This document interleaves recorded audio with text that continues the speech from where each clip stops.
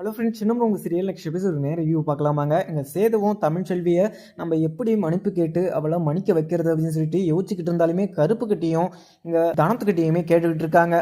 உடனே இங்கே எல்லாருக்குமே ஒரு முடிவுமே வருது. உடனே தமிழ்ச்செல்விக்கு ஒரு புடவை வாங்கி கொடுத்து அதில் சாரின்னு சொல்லிட்டு 1000 வார்த்தையை நம்ம பிரிண்ட் பண்ணி கொடுத்தா அவளுக்கு மனசு மாறுமா அப்படின்ற மாதிரியுமே இங்கே சேது யோசிச்சுக்கிட்டு இருக்க.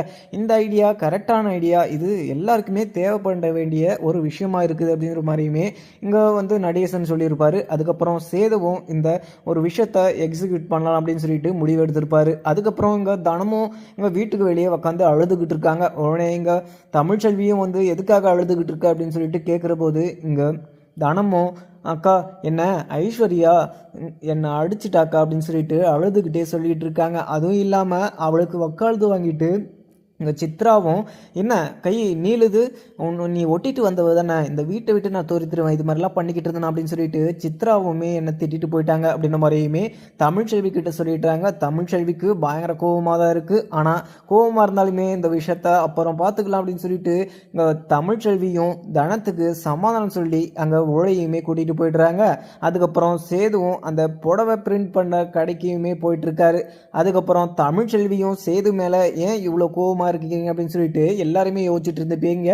ஆனால் சேது அங்கே மன்னிக்க முடியாத மறக்க முடியாத ஒரு வார்த்தையை சொல்லியிருப்பாங்க தமிழ்ச்செல்வியை பார்த்து. அது இன்னைக்கு வரைக்கும் தமிழ்ச்செல்வி மனசில் யார் சொல்லியுமே இங்கே சேதுவை மன்னிக்காமல் இருக்கிறதுக்கு காரணமே அங்கே சேது சொன்ன அந்த ஒரு வார்த்தை தான் அப்படின்னு சொல்லிட்டு தமிழ்ச்செல்வியுமே எல்லாருக்குமே ஒளிவு மறைவாக சொல்லியிருப்பாங்க. இங்கே அப்பத்தாவும் 2 பேரும் சேர்ந்து சந்தோஷமாக வாழுவாங்கன்னு சொல்லிட்டு இந்த 3 பரிகாரத்தை முடிச்சா இங்கே தமிழ்ச்செல்வி இது மாதிரி சொல்லிட்டு போகிறா அப்படின்னு சொல்லிட்டு அப்பத்தாவுமே உட்காந்து பயங்கரமாக ஃபீல் பண்ணிக்கிட்டு இருக்காங்க. இவங்க 2 பேரையுமே நம்ம எப்படி சேது வைக்கிறது அப்படின்னு சொல்லிட்டு இங்கே அப்பத்தா யோசிச்சுக்கிட்டு இருக்க. அதுக்கப்புறம் தமிழ்ச்செல்வி பேசுனதை இங்கே ராஜாங்கம் கேட்டிருப்பானா அப்படின்ற மாதிரியுமே அங்கே உட்காந்துக்கிட்டு இருக்காங்க. இப்படியும் உங்கள் ராஜாங்கத்துக்கிட்ட இந்த விஷயம் சேர்ந்துட்டு இருக்கோம். ராஜாங்கம் இந்த விஷயத்தில் இன்னும் முடிவெடுக்கிறான்னு தெரியலையே அப்படின்ற மாதிரியுமே பதட்டமாக உட்காந்துட்டு இருப்பாங்க. உடனே இங்கே ராஜாங்கமும் அப்பத்தா தமிழ் 2 பேர் சேதுவும் 2 பேரும் சேர்ந்து சந்தோஷமாக இருக்கணும் அப்படின்னு சொல்லிட்டு தான் அந்த 3 பரிகாரமும் பண்ணுச்சு. ஆனால் தமிழ் இப்படி பேசுறது எனக்கு மனசு ரொம்பவே கஷ்டமாக இருக்கு அப்பத்தா அப்படின்ற மாதிரியுமே இங்கே அப்பத்தா கிட்ட சொல்கிறாங்க. உடனே இங்கே அப்பத்தாவும் எனக்கு தெரியும் அப்போவே அந்த சாப்பாட்டில் பள்ளி இருக்கிற போதே இந்த விஷயத்தில் ஏதோ ஒரு தடங்கள் நடக்க போகுது அப்படின்னு சொல்லிட்டு, ஆனால் அந்த சாப்பாடை யாருமே சாப்பிடாம போயிட்டாங்களே, அது வெறியும் நல்லது ராஜாங்கம். அங்கே தமிழ்ச்செல்வியும் சேதுவும் 2 பேரும் சேர்ந்து வாழுவாங்க. ஏன்னா இப்போ இங்கே தமிழ்ச்செல்வி சேது மேலே பயங்கர கோபமாக இருந்தாலுமே இங்கே போக போக தமிழ்ச்செல்வி இங்கே சேது மேலே கொஞ்சம் பாசம் ஏறிக்கிட்டே தான் இருக்கும் அப்படின்ற மாதிரியுமே இங்கே ராஜாங்கத்துக்கிட்ட சொல்லிட்டுறாங்க. அதுக்கப்புறம் தனமும் அங்கே உக்காந்துக்கிட்டு அக்கா அங்கே ஐஸ்வர்யா அடித்ததை தான் என்னால் மன்னிக்கவே முடியாதுக்கா, அவளுமே என்ன அங்கே தெரியாத பாஷையில் அவளை என்ன திட்டினா, அதே மாதிரி தான் நானும் அவளை குரங்கு அப்படின்னு சொல்லிட்டு நானும் அவளுக்கு தெரியாத பாஷையில் திட்டினேன். ஆனால் அவள் மட்டும் எந்த தப்பும் பண்ணாத மாதிரியே என்னை அடிச்சுட்டு, அதுவும் இல்லாமல் அவள் சாரி கூட கேட்கலக்கா, என்னை அடிச்சுட்டு திமுறா பேசிட்டு போறா அப்படின்னு சொல்லிட்டு மறுபடியும் அதே விஷயத்த பேசி ஃபீல் பண்ணிக்கிட்டு இருக்காங்க. உடனே தமிழ்ச்செல்வியும் தனம் நான் தானே சொல்கிறேன்ல, இந்த விஷயத்த இப்படியே விட்டுரு, நேரம் வரும்போது அவங்கள நான் என்ன பண்ணணுமோ அதை நான் பார்த்துக்கிறேன், நீ எதுவுமே நினச்சிக்கிட்டு இருக்காத அப்படின்னு சொல்லிட்டு தமிழ்ச்செல்வியுமே கிளம்பிடுறாங்க. அதுக்கப்புறம் கருப்பும் அங்கே சேதுக்கிட்ட ஏமாப்பில் நீ இந்த விஷயம் செஞ்சுமே அங்கே தமிழ்ச்செல்வி இதுக்கு ஓகே பண்ணலாம் என்ன பண்ணுவ அப்படின்ற மாதிரியுமே இங்கே கருப்புமே சேதுக்கிட்ட கேட்க, சேதுவும் மாமா என்ன மாமா இது மாதிரிலாம் பேசிக்கிட்டு இருக்க, இன்னும் அந்த விஷயத்தவே செய்யலை, அதுக்குள்ளே அமசணுமா, ஏன் இது மாதிரிலாம் பேசிக்கிட்டு இருக்கீங்க, இது நடக்கணும்னு நம்புகிறோம் அப்படின்னு சொல்லிட்டு சேதுவுமே ஒரு நம்பிக்கையில் போயிட்டுருக்காரு. ஆனால் சேது பண்ணது ஏதோ தப்பு தான், ஆனால் குடிச்சிட்டு குடிபோதையில் அது மாதிரி ஒரு வார்த்தையை சொல்லிட்டாரு. ஆனால் அவர் தமிழ்ச்செல்வி கிட்ட இதை சொல்லி கூட மன்னிப்பு கேட்டிருப்பாரு. ஆனால் தமிழ்ச்செல்வி இதுக்கு ஒரு பதிலடியுமே கொடுத்துருப்பாங்க. அதே மாதிரி உங்கள் அம்மா இருந்திருந்தா இது மாதிரி ஒரு வார்த்தையை நீங்கள் கேட்டிருப்பீங்களா அப்படின்னு சொல்லிட்டு சொன்னதும் அங்கே சேதுக்கு வார்த்தையே இல்லாமல் ஆயிட்டு இருக்கும். ஆனால் இங்கே சேது இது மாதிரி ஒரு வார்த்தையை சொன்னது மிகப்பெரிய தப்பு அப்படின்னு சொல்லிட்டு இங்கே சேதுவுமே ரியலைஸ் பண்ணிட்டாரு. ஆனால் அங்கே தமிழ்ச்செல்வி இங்கே சேது எவ்வளோ மன்னிப்பு கேட்டும் சேதுவை மன்னிக்காம இங்கே ராஜாங்கம் சொன்னாங்க அப்படின்ற ஒரே காரணத்தினால அந்த பரிகாரத்தையுமே முடிச்சாங்க. அப்படி முடிச்சுட்டு இங்கே ராஜாங்கம் அந்த இங்கே தமிழ்ச்செல்வி இது மாதிரி பேசிட்டு இருக்கா அப்படின்னு சொல்லிட்டு அவருமே வருத்தப்பட்டுக்கிட்டு தான் இருக்காரு. ஆனால் ராஜாங்கம் இங்கே தமிழ்ச்செல்வி பேசுனதை கேட்டது நடந்தது இங்கே தமிழ்ச்செல்விக்கே தெரியாது. ஆனால் ராஜாங்கம் அங்கே இருக்காரு அப்படின்னு சொல்லிட்டு இங்கே தமிழ்ச்செல்விக்கு தெரிஞ்சிருந்துச்சுன்னா தமிழ்ச்செல்வியே இந்த விஷயத்த எதுவுமே பேசியிருக்க மாட்டாங்க. ஏன்னா தமிழ்ச்செல்வி இதை விருப்பம் இல்லாமல் பண்ணாலுமே இங்கே சேது மேலே கொஞ்சம் இங்கே அன்பு இருக்குன்னு தான் சொல்லலாம். ஏன்னா அன்பு இருந்தாலுமே அந்த வார்த்தை இங்கே தமிழ்ச்செல்வி மனசில் வழிக்கிறதுனால அங்கே சேது கூட சேர்ந்து வாழ்கிறதுக்கு கொஞ்சம் திணறிக்கிட்டு இருக்காங்க. அதுக்கப்புறம் இங்கே சேதுவுமே தமிழ்ச்செல்வி மனசில் இடம் பிடிக்கணும் அப்படின்ற ஒரே நோக்கத்தில் அந்த புடவையுமே பார்த்தீங்கன்னா வாங்கிட்டு வரதுக்காக கருப்பை கூட்டிக்கிட்டு கிளம்பிட்டு இருப்பார். அதுக்கப்புறம் தனமும் அக்கா ஏன் இது மாதிரிலாம் பண்ணிக்கிட்டு இருக்காங்க, அங்கே சேது மாமா கூட சேர்ந்து சந்தோஷமாக வாழலாம்ல, மாமா ரொம்பவே கஷ்டப்பட்டுக்கிட்டு இருக்காரு, இப்போ நம்ம அக்கா கிட்ட சொன்னாலுமே அக்கா இதை காது கொடுத்து கூட கேட்காது அப்படின்ற மாதிரின்னா தனம் உக்காந்துக்கிட்டு இருக்காங்க. அதுக்கப்புறம் இங்கே வசந்தியும் செல்லப்பாண்டியும் தமிழ்ச்செல்வியும் சேதுவும் சந்தோஷமாக வாழணும் அப்படின்னு சொல்லிட்டு கோடிக்கணக்கில் செலவு பண்ணி இந்த 10 கல்யாணம் இங்கே நாடகம்னு சொல்லிட்டு இதெல்லாம் பண்ணதை பார்த்தா எனக்கு ரொம்பவே சந்தோஷமாக இருக்குங்க அப்படின்னு சொல்லிட்டு இங்கே வசந்தி செல்லப்பாண்டி கிட்ட சொல்ல செல்லப்பாண்டியும் ஆமாம் வசந்தி எனக்குமே சந்தோஷமாக தான் இருக்குது, அதே மாதிரி அங்கே சம்மந்தி இது மாதிரி ஒரு விஷயத்த பண்ணுவாங்க அப்படின்னு சொல்லிட்டு நான் எதிர்பார்க்கல. அதுவும் இல்லாமல் நம்ம இவ்வளோ பெரிய தப்பு பண்ணியிருக்கேன், நம்பன்றதை விட நான் எவ்வளோ பெரிய தப்பு பண்ணியிருக்கேன், அந்த தப்பை கூட மன்னிச்சு என்னை அந்த கல்யாணத்துலேயும் சரி அங்கே எல்லா ஒரு இதுலேயுமே சரி என்னை ஏற்றுக்கிட்டு எனக்கு மரியாதை கொடுத்து இவ்வளோ ட்ரீட் பண்ணது எனக்கு ரொம்பவே சந்தோஷமாக இருக்குது. ஆனால் இவ்வளோ சீக்கிரம் என்னை அவங்க மன்னிப்பாங்க அப்படின்னு சொல்லிட்டு நான் நினச்சி கூட பார்க்கல அப்படின்ற மாதிரி தான் செல்லப்பாண்டி பேசிக்கிட்டு இருக்காரு. செல்லப்பாண்டி இங்கே ராஜாங்கத்துக்கும் அவங்க ஃபேமிலிக்குமே நிறைய ஒரு கெட்ட விஷயங்கள்லாம் பண்ணியிருக்கிறாரு. ஆனால் அது தெரியாமல் அவர் பண்ணிட்டாரு. அதுக்கு இங்கே தமிழ்ச்செல்வி ஏகப்பட்ட சாரியுமே கேட்டிருப்பாங்க. ஏன்னா இங்கே அவங்க அப்பா பண்ணுற தப்புக்கெல்லாம் தமிழ்ச்செல்வி அதுக்கு பரிகாரமுமோ அந்த குடும்பத்துக்கு ட்ரிபிள் மடங்கில் பண்ணிக்கிட்டு இருக்காங்க. ஏன்னா இங்கே ராஜாங்கத்தை அந்த ஆபத்தான காட்டுக்குள்ளேருந்து காப்பாற்றதும் இல்லாமல் அந்த வீட்டுக்குள்ளே எந்த பிரச்சனையும் வந்தாலுமே இங்கே தமிழ்ச்செல்வி அதை கண்டுபிடிச்சி எல்லாருக்குமே பார்த்தீங்கன்னா ஒரு பாடத்தை கற்றுக் கொடுத்துட்றாங்க. அதுவும் இல்லாமல் இங்கே காவியான்றவங்க இப்போ உள்ளே வந்திருக்காங்க. இங்கே எதுக்காக அவங்க இங்கே போஸை கல்யாணம் பண்ணிட்டு வந்திருக்காங்கன்னு தெரியாது. ஆனால் போஸை பார்த்ததுலேருந்து போஸு கூட சேர்ந்து வாழணும், அதே மாதிரி போஸை திருத்தி வாழணும் அப்படின்ற மாதிரி தான் உக்காந்துக்கிட்டு இருக்காங்க. இங்கே செங்கல் சூளையிலையுமே இங்கே காவியாவங்க அப்பாவுமே அங்கே போஸை வேலைக்கு வச்சுட்டு இருந்திருப்பாங்க. ஆனால் போஸ் அங்கே போயிட்டு அந்த சூப்பர்வைசரை கரெக்ட் பண்ணிவிட்டு அங்கே உக்காந்துக்கிட்டு ஜூஸ் குடிச்சிக்கிட்டு அங்கே எல்லாருமே ஏமாற்றிக்கிட்டு இருக்காரு. இன்றைக்கி கூட பார்த்தீங்கன்னா அங்கே கால் உடஞ்சிருச்சு, ரத்தம் வருது அப்படின்னு சொல்லிட்டு கஷ்டப்படுற மாதிரி இங்கே காவியாவங்க அப்பா கிட்ட ட்ராமா போட்டிருப்பாரு. காவியாவங்க அப்பாவுக்குமே போஸு திருந்திட்டான், இது மாப்பிள்ளைக்கு இங்கே பொறுப்பு வந்துருச்சு அப்படின்னு சொல்லிட்டு அங்கே காவியாவுக்குமே கால் பண்ணி காவியா மாப்பிள்ளைய நான் என்னமோ நினச்சேன், ஆனால் உனக்காக இவ்வளோ கஷ்டப்பட்டுருக்கிறாரு அப்படின்னு சொல்லிட்டு பார்க்குற போது எனக்கு ரொம்பவே சந்தோஷமாக இருக்குது காவியா, அவர் திருந்திட்டார் காவியா, உனக்காக நீ சொன்ன என்ற ஒரே காரணத்தினால அவர் இங்கே வேலை செஞ்சுக்கிட்டு இருக்காரு, வெயிலும் எதுவுமே பார்க்காம அவர் வேலை செஞ்சுக்கிட்டு இருக்காரு. அதுவும் இல்லாமல் இன்னைக்கு கால் கூட பயங்கரமாக அடிபட்டுருச்சு, அது இங்கே நீங்கள் ரெஸ்ட் எடுங்க அடிபட்டுருச்சு அப்படின்னு சொல்லிட்டு நான் சொல்லியுமே அவர் உக்காராமல் நீ சொன்ன அப்படின்னு சொல்லிட்டு அங்கே அந்த வேலையை அந்த வழியிலுமே அவர் செஞ்சுக்கிட்டு இருக்காரு.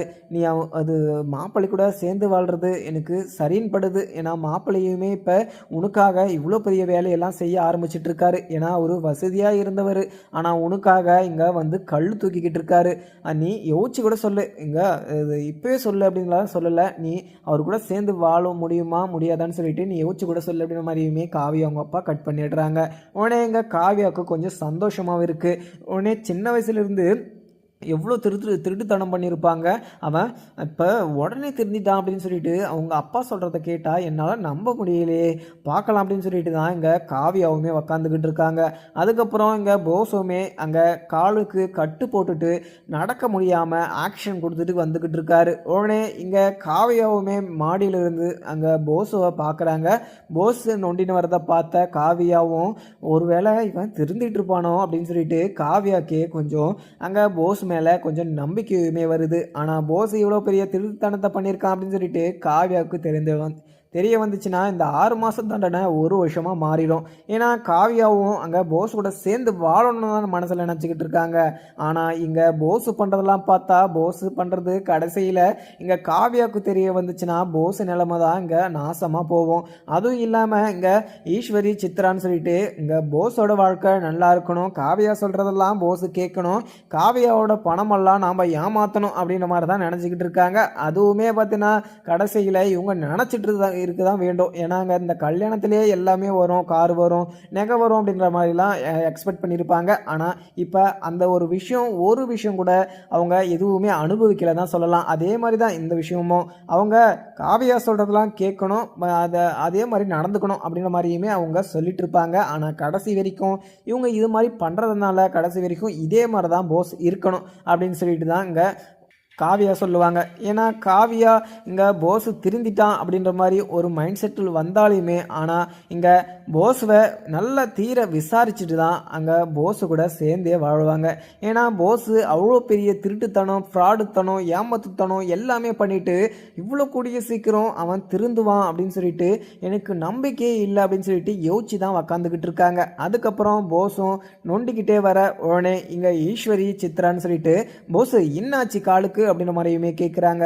உடனே இங்கே ஈஸ்வரி கிட்ட இங்கே போஸுமே அம்மா அதெல்லாம் ஒன்றும் இல்லைம்மா, இன்னைக்கு வேலை செஞ்சுட்டு இருந்தேன், அந்த இடத்துல அடிபட்டுருச்சு அப்படின்ற மாதிரியுமே சொல்கிறாங்க. ஐயோ போஸ் என்ன சொல்கிற அப்படின்னு சொல்லிட்டு அங்கே ஈஸ்வரியுமே பதட்டமாக கேட்க உடனே இங்கே போஸும் அம்மா பதறாதீங்கம்மா, இது ஒரு ட்ராமா தான், இங்கே காவியாவையும் அவங்க அப்பாவையும் நான் ஏமாத்துறதுக்காக தான் இது மாதிரி ஒரு ட்ராமா போட்டோம்மா.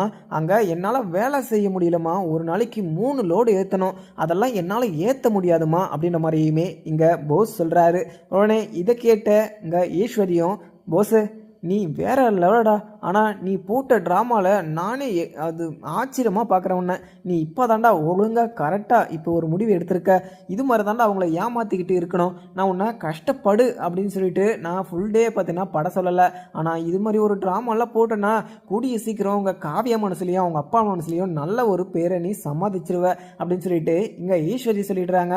அம்மா போங்கம்மா, அங்கே என்ன கஷ்டம்னு சொல்லிட்டு நீங்கள் போய் பார்த்தாதாம்மா தெரியும், நீங்கள்லாம் ஒரு நாள் கூட செய்ய மாட்டீங்க, அவ்வளோ லோடை என்ன ஏற்ற சொல்கிறாங்கம்மா, அதுவும் இல்லாமல் நீங்கள் கொடுத்த பணத்தில் அங்கே இருக்கிற சூப்பர்வைஸுக்கு கொடுத்துக்கிட்டு நான் உக்காந்துக்கிட்டு ஜூஸ் குடிச்சிக்கிட்டு இருக்கேன், ஏதோ அந்த பணம் இருக்கிற வரையும் நான் அவங்கள கொடுத்து மெயின்டைன் பண்ணிட்டு இருக்கலாம், ஆனால் அந்த பணம் கொடுக்காம நிறுத்துறேன்னா அந்த சூப்பர்வைசரு அவங்க காவியா அவங்க அப்பா கிட்டேயே சொல்லி விட்டுருவாங்க அப்படின்ற மாதிரியுமே சொல்கிறாங்க. இங்கே சித்ராவும் இங்கே ஈஸ்வரியுமே 2 பேரும் போஸு அதெல்லாம் ஒரு பிரச்சனை இல்லைடா, காசு பற்றியெல்லாம் நீ கவலைப்படாத, அங்கே போயிட்டு ரொம்ப கஷ்டப்படாத, வெயிலில் நிற்காத, ஏன்னா கருத்து போயிடுவேன் அப்படிங்கிற மாதிரியுமே இங்கே ஈஸ்வரி அவங்க பையனை நினச்சி ரொம்ப வருத்தப்பட்டுக்கிட்டு இருக்காங்க. ஆனால் இங்கே போஸு இது மாதிரிலாம் ஆனதுக்கு காரணமே இங்கே 80% இங்கே ஈஸ்வரின்னு தான் சொல்லுவேன். ஏன்னா ஈஸ்வரியோட புத்தி தான் இங்கே அவங்களோட பையனுக்குமே இங்கே இது யோசிச்சுக்கிட்டு இருக்காரு. ஏன்னா இங்கே ஈஸ்வரி ஒன்றா இருந்தால் இங்கே போஸு அப்படி ட்ரிபிளாக இருக்கார், இங்கே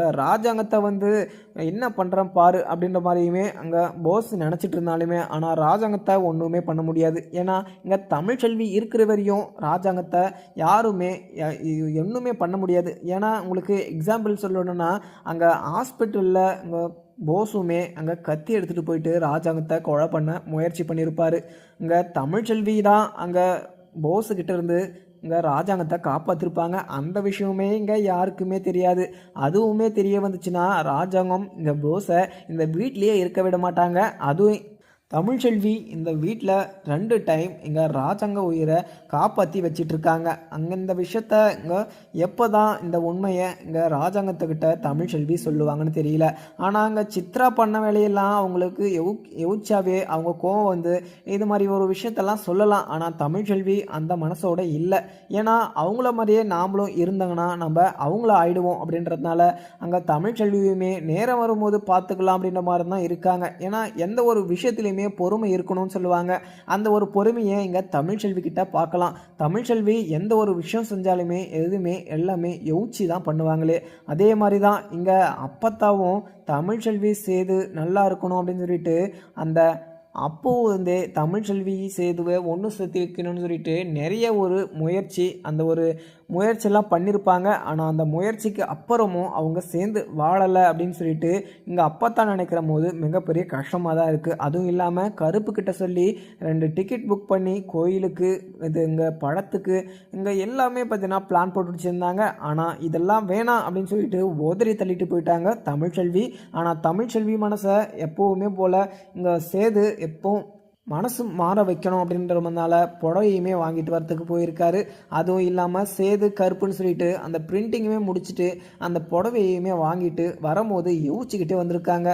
மாமா, இந்த புடவையை கொடுத்து தமிழ்ச்செல்வியை எப்படியாவது என்ன மன்னிக்க சொல்லணும். தமிழ்ச்செல்வி இந்த புடவையை பார்த்தானா அசந்து போயிடுவா அப்படின்னு மாதிரி இங்கே சேதுவுமே யோசிச்சுக்கிட்டு வராரு. ஆனால் தமிழ்ச்செல்வி இந்த புடவையை பார்த்து கூட இந்த சேது மேலே கொஞ்சம் கூட பார்த்தீங்கன்னா அபிப்பிராயம் வராமல் அந்த புடவையுமே வேணாம் தான் சொல்ல போகிறாரு. அதுக்கப்புறம் எனக்குன்னு பார்க்கலாமாங்க. வீடியோ பிடிச்சிருந்தா லைக் பண்ணுங்கள். Thank you friends.